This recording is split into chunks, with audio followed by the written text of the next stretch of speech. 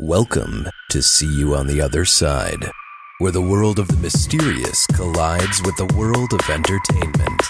A discussion of art, music, movies, spirituality, the weird, and self-discovery. And now, your hosts, musicians and entertainers who have their own weakness for the weird, Mike and Wendy from the band Sunspot. Well, hey, Wendy. Hey, Mike. Today, I think we're going to talk about one of my personal favorite things. Ooh, what's that? That's ghost stories. Ghost stories. Yeah, I'm a big fan of ghost stories, especially when ghost stories involve famous people. Ooh. Yeah, well, famous people are usually entertainers. I mean, for a lot, they're entertainers. And entertainers work in theaters. And theaters happen to be the most haunted places of all. At least the places with the most haunted stories. And they're also the scariest places when it's after hours. Yeah, dark. No, it is scary when it's after hours because Big cavernous spaces and it's supposed to, because theaters are supposed to have people in them. You know, that's what they're designed to do. And so when they're empty, when a venue is empty, it feels wrong because there should be someone in there performing. And I think that's why theaters are spooky places, and because so many people, nobody lives in a theater. Well, I guess the Phantom of the Opera lived in a theater.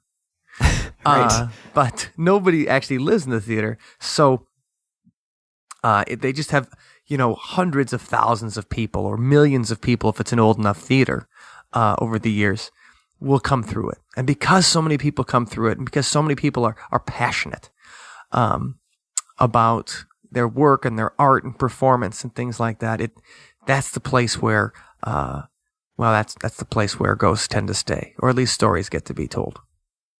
Cool. So, some of the famous rock star ghosts we'll be talking about today, they share the classic examples of a ghost story. So a ghost story usually it's not always, ghost stories don't usually come from like, oh, the guy died peacefully in his sleep.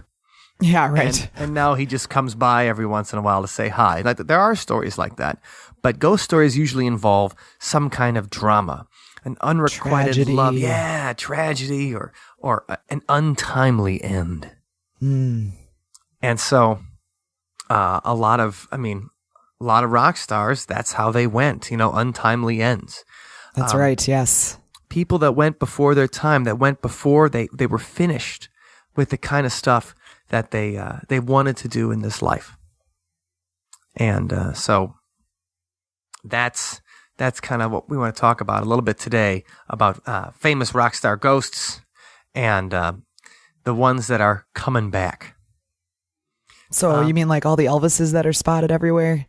Yes. I mean, Elvis is definitely one of the guys who, that was the first one that came to my mind, because I'm thinking, like, how many people have you heard report they've seen Elvis, or they've seen a likeness to Elvis? Yeah. That wasn't an impersonator necessarily. Right, and people really thought that he faked his death.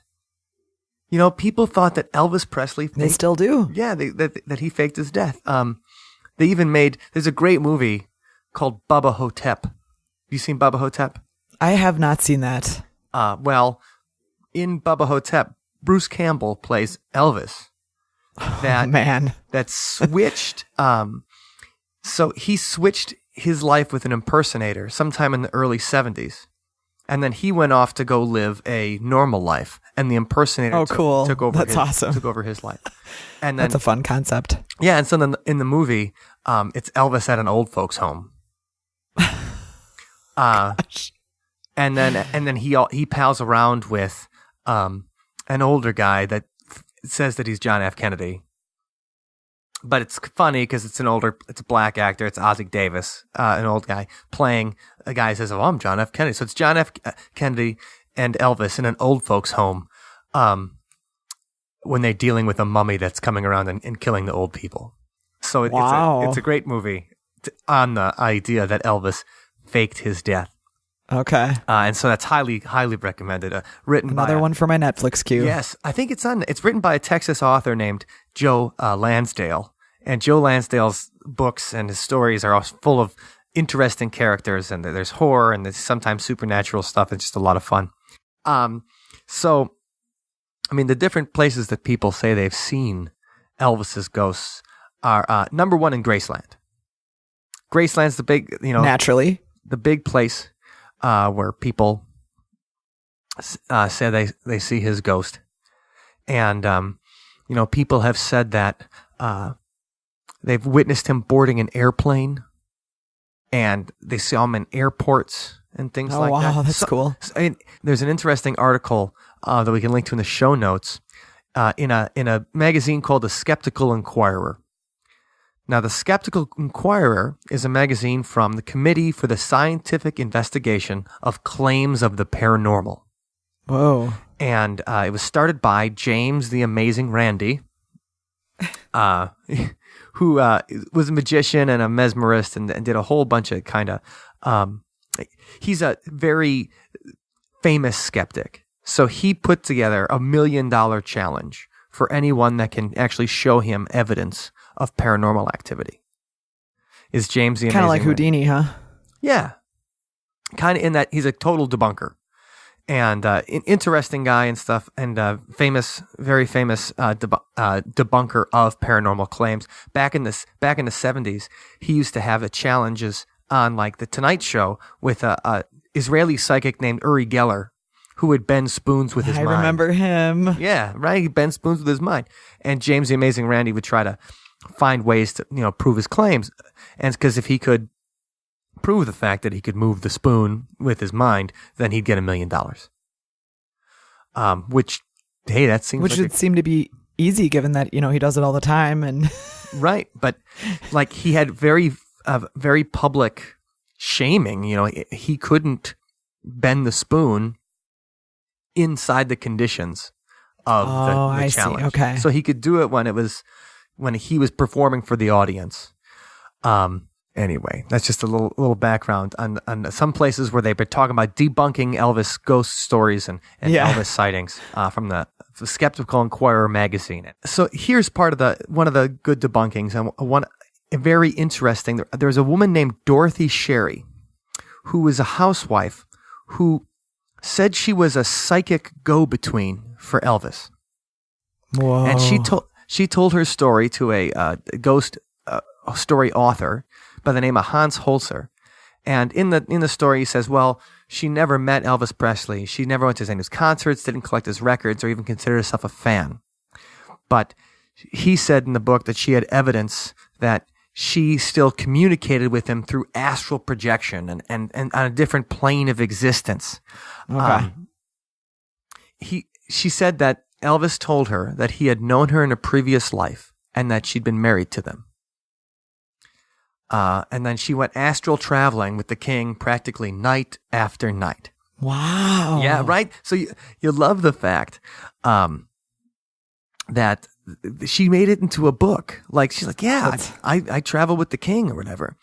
But they kind of debunk it. And when they got more into it, some of the evidence that they used that she told people that, Elvis, told her that his mother had a drinking problem, a fact that was never publicized, even though that wasn't really a big secret or anything like that. And and then the guy who wrote it, eventually came and he was kind of like, well, I was kind of wrong that she wasn't really a fan of Elvis. She ended up being kind of obsessed with him. So it's like, wow, really? No way. I can't believe it. How shocking. Yeah, and there was several reports of Elvis being seen at the Las Vegas Hilton, like the ghost at the Hilton.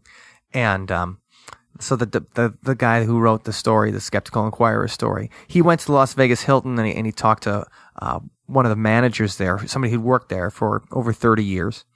And her father, she'd never met him, but her father had worked there. And Elvis gave her father a Cadillac. So first of all, that's a nice gift to get. Like, I'll take a Cadillac, from the king.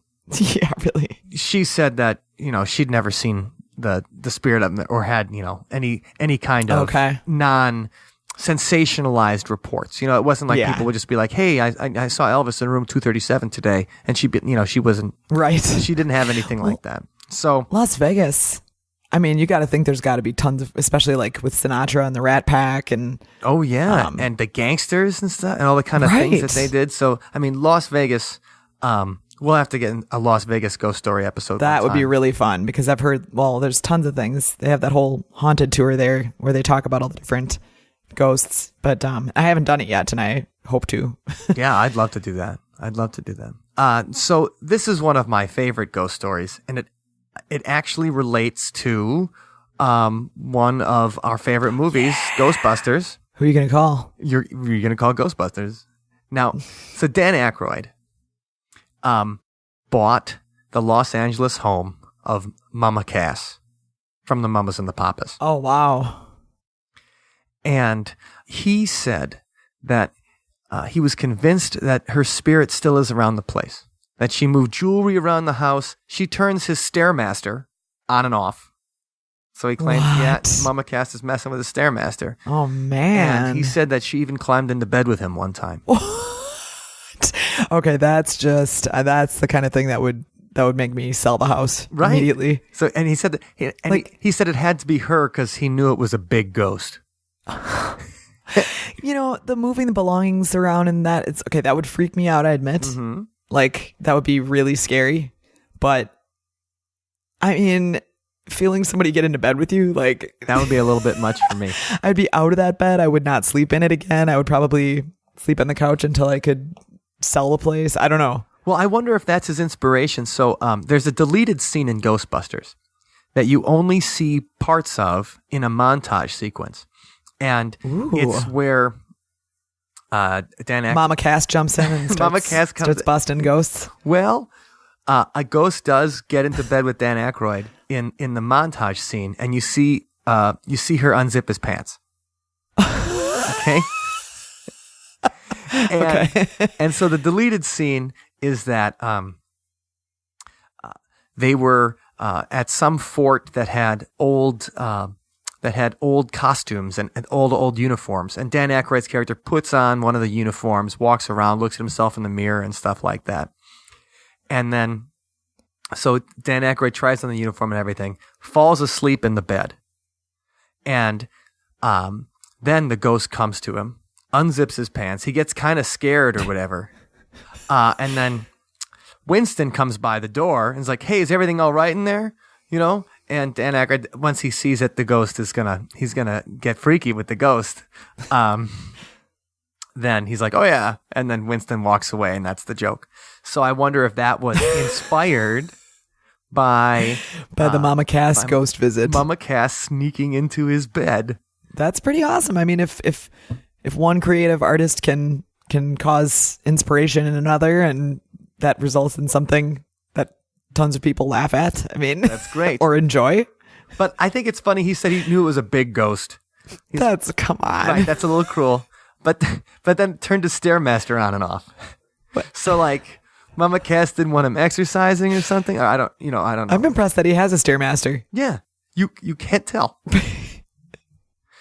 But no, I thought that was a great joke and Dan Aykroyd he's into the paranormal.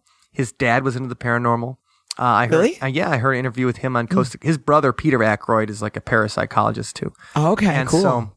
So their family is very they're really like your family. A little bit, yeah, a little bit.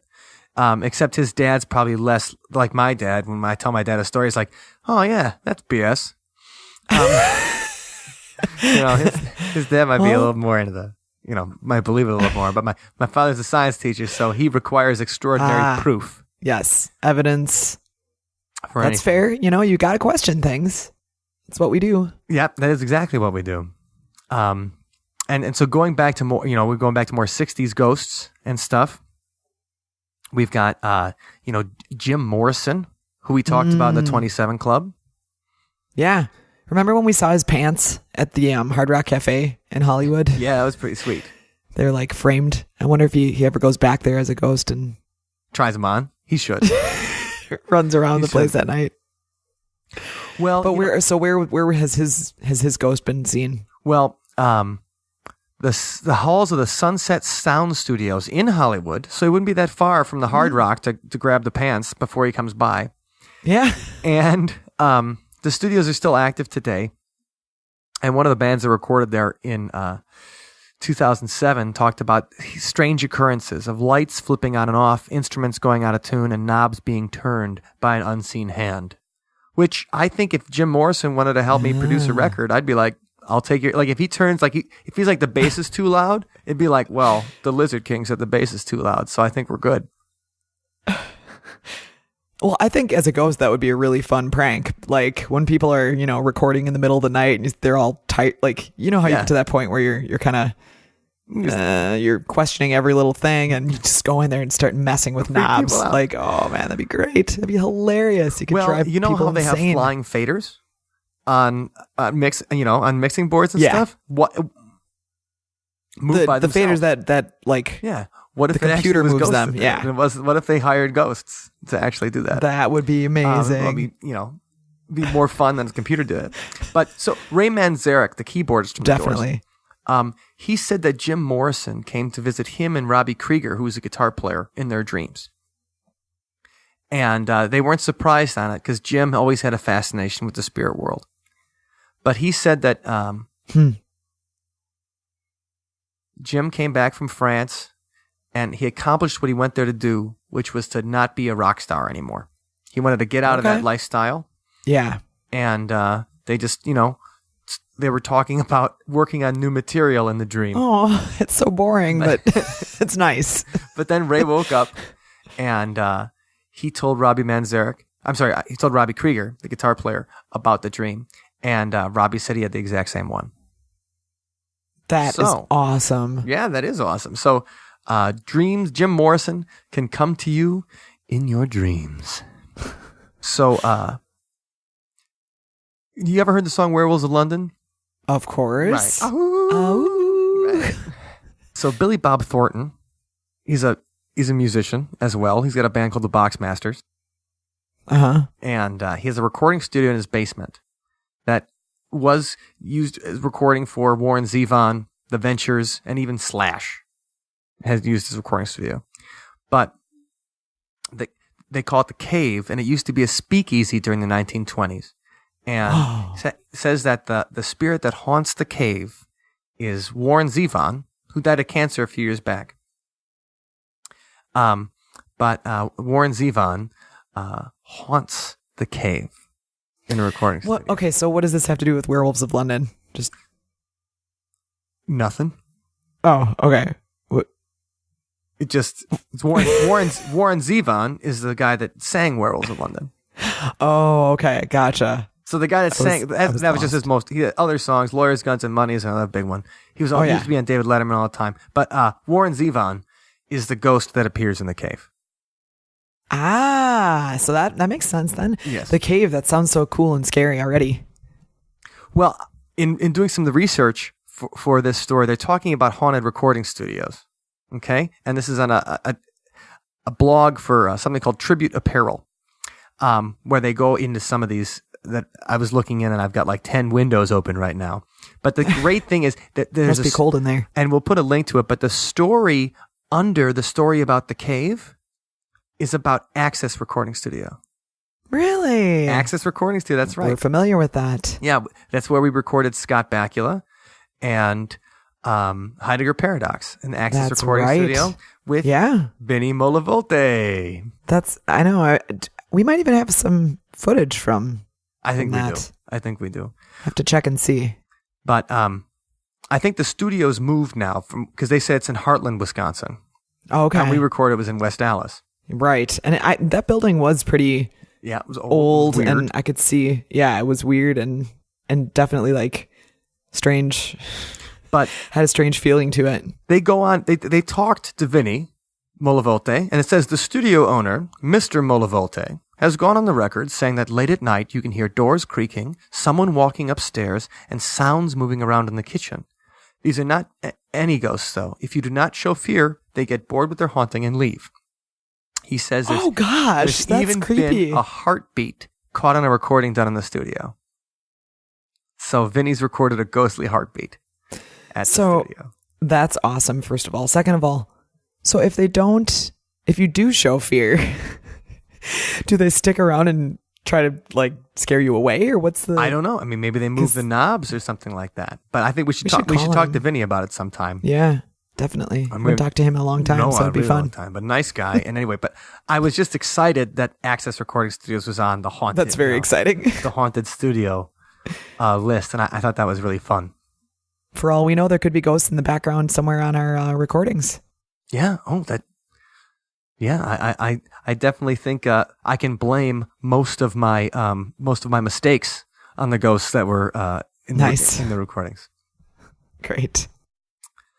So as far as some other famous ones, we can go a little more modern here to talk about Kurt Cobain. We also talked about in 27. That's Club. right. Yes. So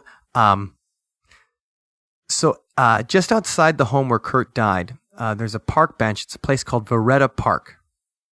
And Kurt Cobain admirers and followers and stuff, they leave behind messages and go to the bench there. It's kind of like a place, like think about Jim Morrison's grave and stuff like that, Yeah, you go there and you reflect upon the life, and it's kind of like paying your respects, or... Mm-hmm. It's like that guy that leaves a rose on Edgar Allan Poe's grave.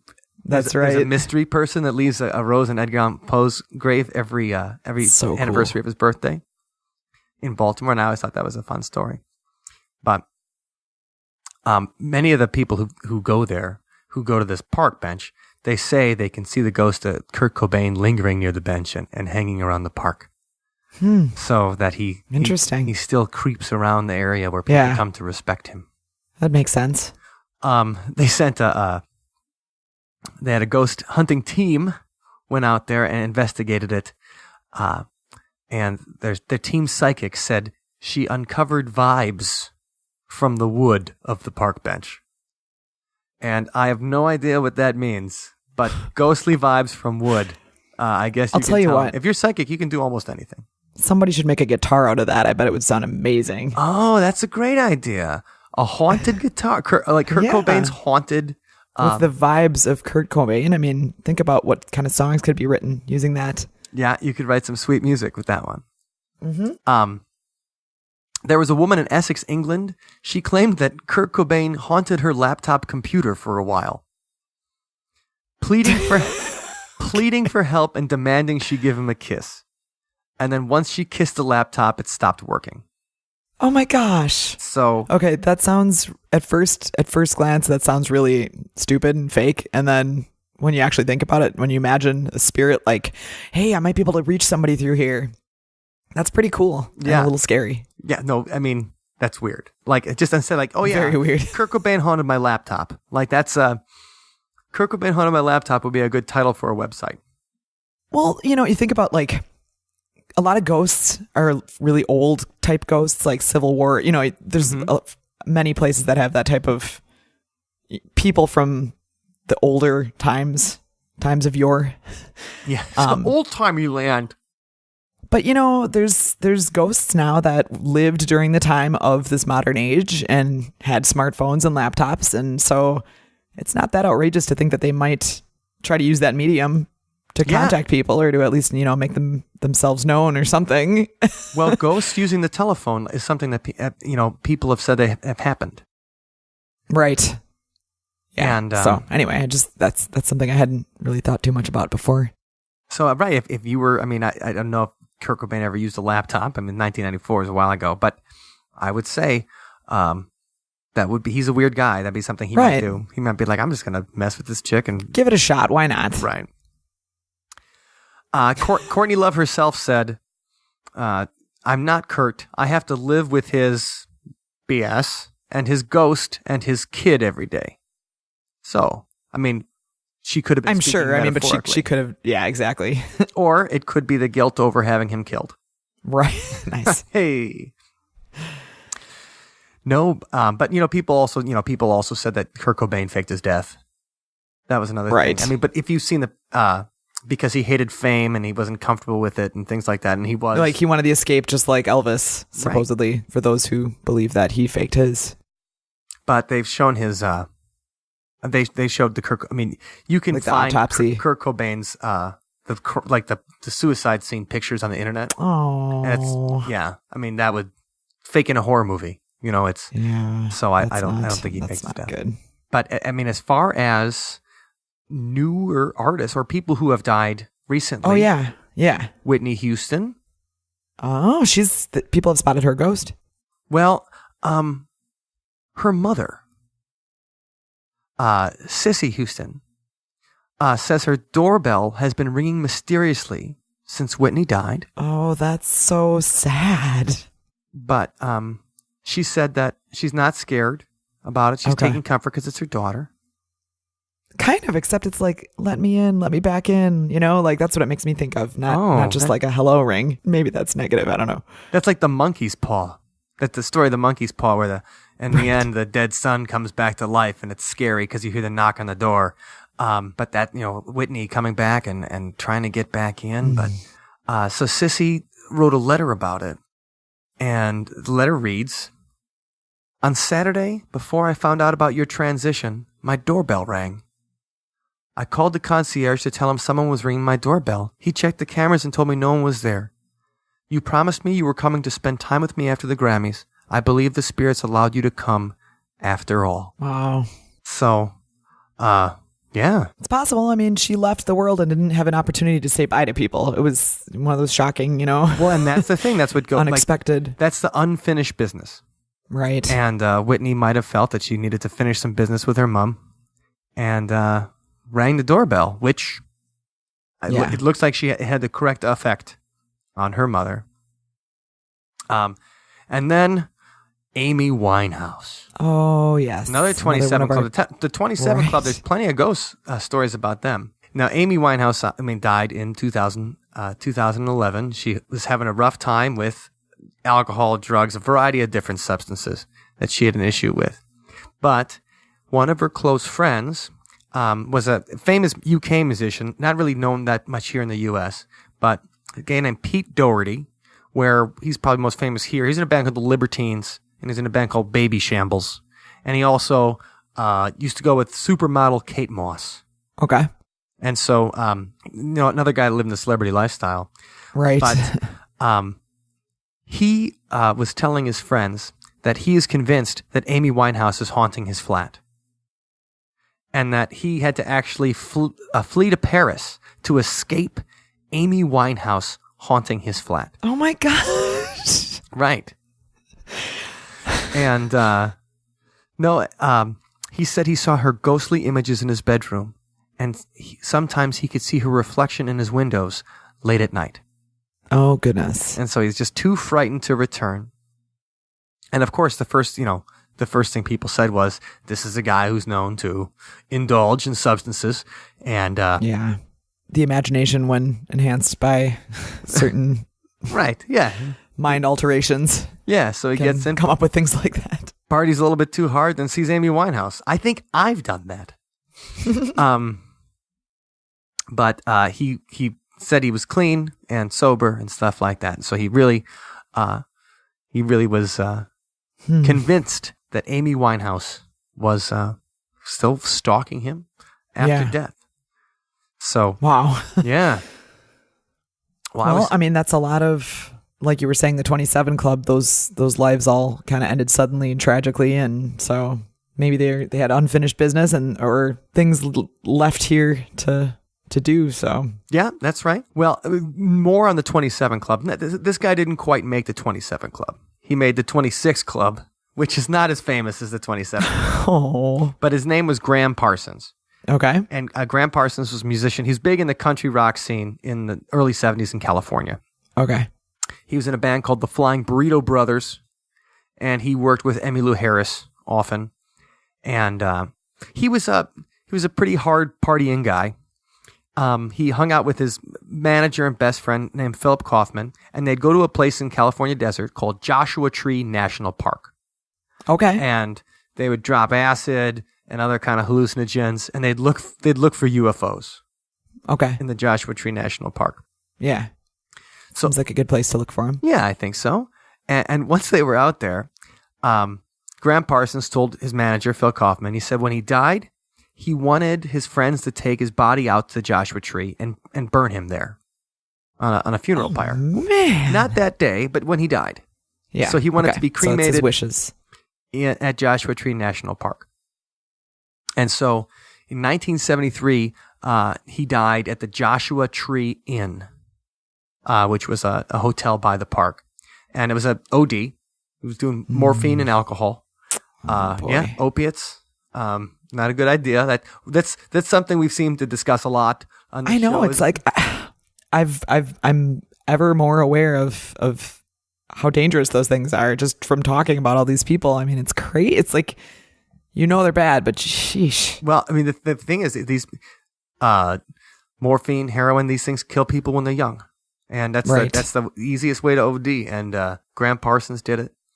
And his family requested that the body be shipped back to his home in Louisiana. But Phil Kaufman stole his body from the airport, and then drove the body out to the desert and burned to it. make his wish. Yeah. Wow, that's dedication. They made a movie about this too. With That's Johnny a good Knoxville. friend. That is a good friend. It's a really, really nice guy. Who's going to do your wishes, hardcore. who's going to steal your body from LAX and drive it out into the desert. But the thing is, the people at the Joshua Tree Inn say that they've seen apparitions of Parsons still in room 8 where he died. And tourists can rent the room for the night. And on the Joshua Tree Inn's reservation page, it says, room 8 is haunted. Bring your guitar and write songs. So that's a fun thing. So you can stay at the Joshua Tree Inn in the room that Graham Parsons died in. I don't think I'd sleep very well in that room. No. When you're sleeping in a room that people say is haunted, it gets like, I can't. Or that someone passed away in Died that in. room. It's just, Yeah. my mind would perhaps get to me a bit. Yeah, I think so too. So I've stayed in several places that people say are haunted and stuff, and I can't sleep. Like, I'm keeping my eyes out and things like that. I'm looking around. Every little bump. I'm like, oh, what's that? What was that? It's a ghost. Oh, I'm scared like a cat every time. So if people saw, Graham Parsons, but that's just such a great story that his buddy stole his body and honored his last wishes. And then it sounds like he's not that scary of a ghost. If people just have seen him haunting the room, seen the apparition sometime. I mean, I would probably still be freaked out by it. But that would be a fun place. That would be a place we should write a song sometime, Wendy, and then we can play it on the podcast. Yeah, definitely. I mean, and it would be fun to see what kind of, because you go there, the ad about musicians stay overnight and write a song, whatever. Mm-hmm. When your mind is terrified and in that kind of state, who knows what kind of things might pop out of it. What kind of creativity? Yeah, his ghost might inspire you, but it also might just be pushing your mind and yourself into a place that's uncomfortable or different from what you're used to. So it might be worth it. No. I don't know. I think it sounds cool. Other famous ghosts that people have seen, but we don't have a very detailed stories on, are people say they've seen John Lennon around the Dakota Hotel in where he was killed in New York. People say that they've seen him around there. Paul McCartney even said when they were recording, remember the Beatles anthology when that came out? Yeah. Beatles, it was a big deal, 2 days on TV, and then releasing huge. two unreleased Beatles songs for the first time in 25 years. Yeah. And so they did a track called "Free as a Bird," and so after they got done, the surviving members, George Harrison obviously was still alive, so George, Ringo, and Paul go outside to take a photo, and then Paul says a white peacock wandered its way into the photo, and Paul said that it's spooky. It was like John was hanging around, and the peacock was John, and that he felt that all through the recording.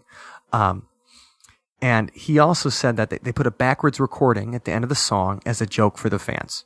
kind of like the end of Strawberry Fields. It's kind of all messed up, and so they put a little backwards recording at the end, and Paul McCartney said he could hear the words John Lennon clearly in the backwards recording, even though they hadn't recorded that. Yeah. So pretty cool. Yeah. So so Paul still thinks about John. That's a neat way to show up, though. If you're gonna try to visit the worldly. Yeah, showing up in an album, I think is a great idea. Like, hey guys, you go ahead and try to record without me. I'm still here, and I'm gonna be on the album whether you like it or not. Right. So that's cool. One last little ghost story, and I just wanted to say it because it's at a very famous place that I live right down the street from. Ooh. The First Avenue in Minneapolis. Yes. Which is great venue. Oh man, the sound in there is just it's a really perfect way to see a concert, I think. And it's been around since 1970. And the woman there that they claim to see is a blonde woman in a green jacket who supposedly hanged herself in the fifth stall of the women's bathroom. Oh my goodness. Sometimes she'll reveal herself still hanging to people when they go in the bathroom.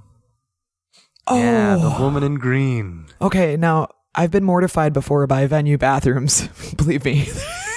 They're some of the worst places I can imagine on the planet. Music venue bathrooms are scary enough. Yeah, but I mean, can you just imagine going in there and seeing a hanging woman? No. Let's banish that thought from our minds. Yes, but isn't there a bathroom ghost in Harry Potter? Oh yeah, I think there is. Yeah, you're right. There's like a girl that still hangs out in the bathroom. Yeah, I forgot about that. And I was kind of like, what was she doing in the men's bathroom?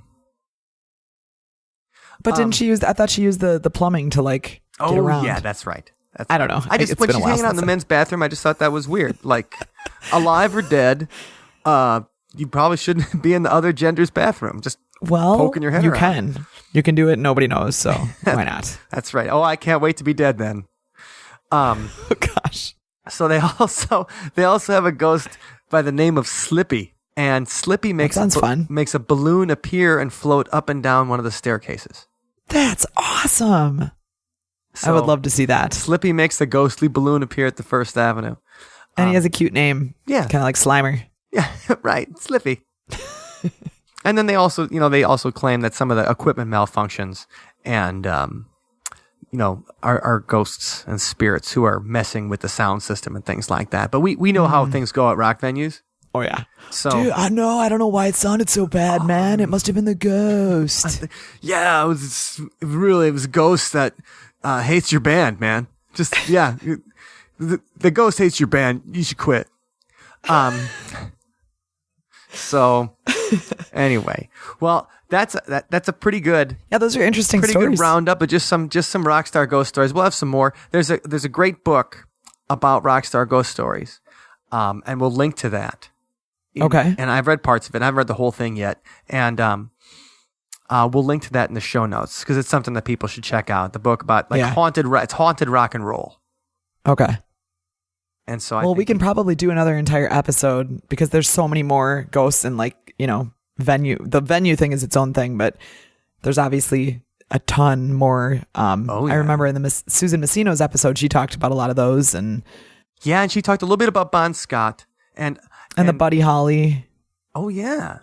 So that was episode 4, othersidepodcast.com/4 and or episode 5. She's in both of those. So if you want to hear some really cool rockstar ghost things Susan shared with us, I recommend it.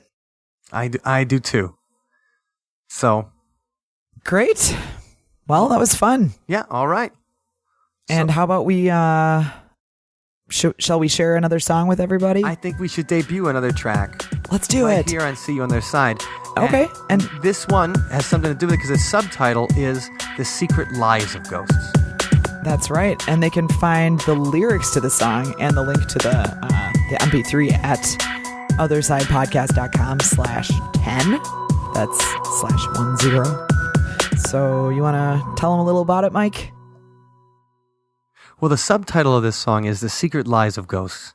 And it's just that feeling of in a ghost story that the spirit needs to finish something before he can move on. And in this song, the character is needs to finish something with someone he loves so his story can be complete. Great. Well, here's the song, Skeleton Key. I was a ghost without a story, a specter looking for a past, waiting and just watching all these lives pass by so fast. I wrote a tale without a hero, I wrote a song without a tune, but all stories need an ending, and I hope that ending's you. So hear my prayer, and let me know that you can see me there. Exercise, take my hand and let's go toward the light. For you're the skeleton key to set my spirit free tonight.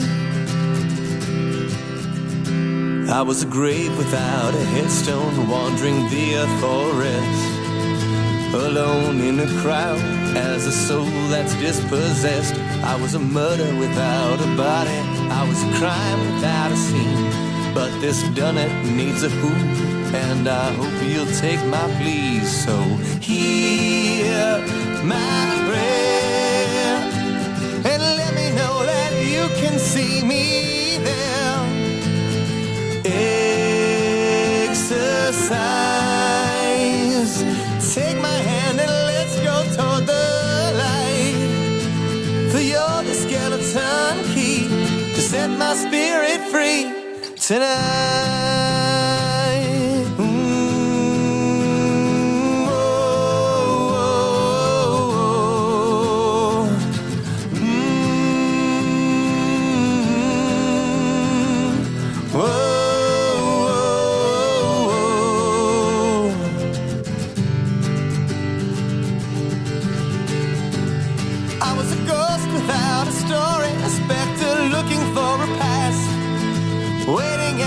Watching all these lives pass by so fast. I wrote a tale without a hero, I wrote a song without a tune, but all stories need an ending, and I hope that ending's you. So hear my prayer, and let me know that you can see me there.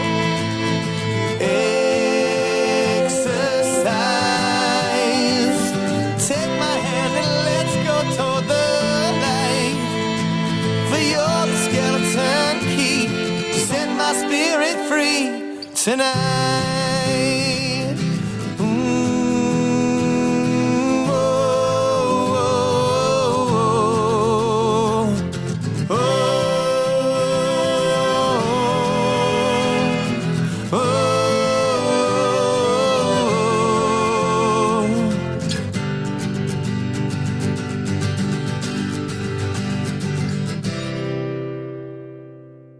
Thank you for listening to today's episode. You can find us online at othersidepodcast.com. Until next time, see you on the other side.